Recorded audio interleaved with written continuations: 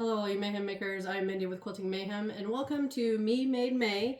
This is the month that a lot of people come out. They like to show the garments that they make, try new garments, or maybe even take on making their very first garment. So I'm going to gear a couple of videos for those of you that are trying to start out.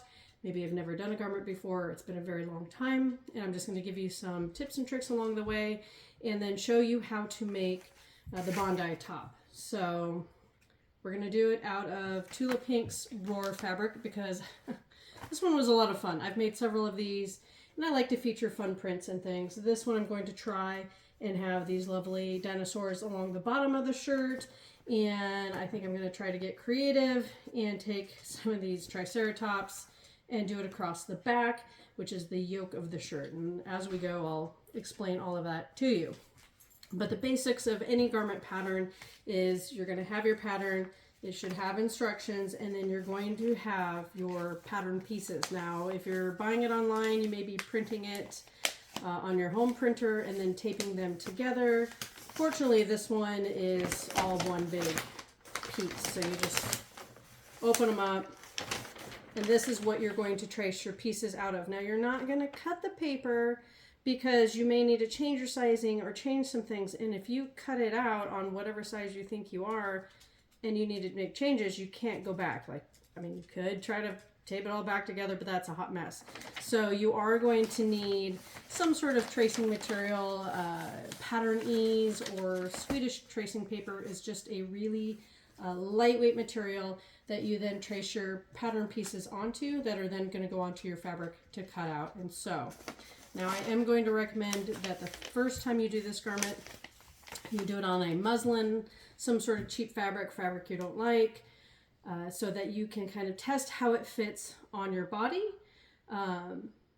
because they almost always never quite fit how you think that first time around. So always do kind of a tester first. Now, of course, because I've done this several times, I'm kind of past that phase. But for you guys, I'm going to say your very first one, please just test it out.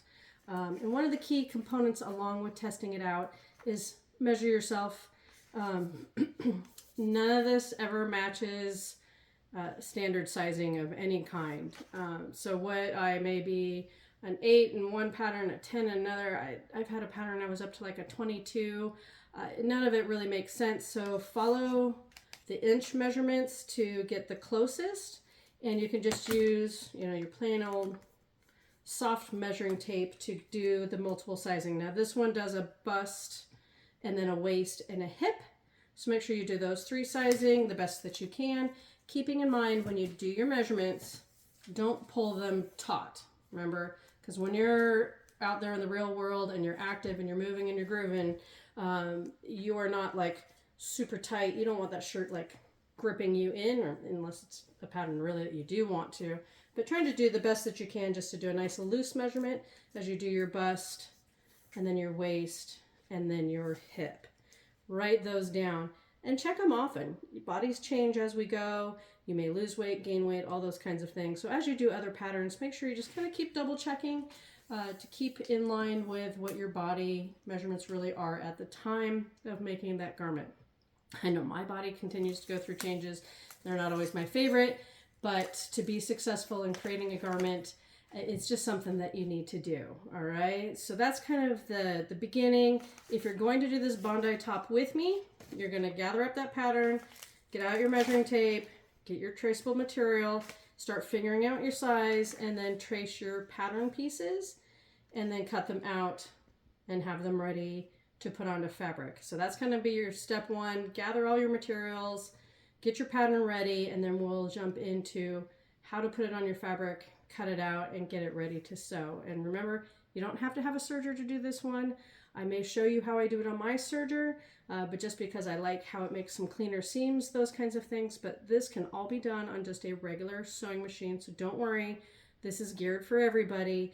And what I do love about the Bondi top is it does fit all shapes and sizes. So you do not have to be any particular shape to be able to do this pattern, right? This is very friendly for all bodies. And this is why it's one of my favorites. So gather up your pattern, your fabric, get tracing your design, and get ready. I'll have another tip for you soon.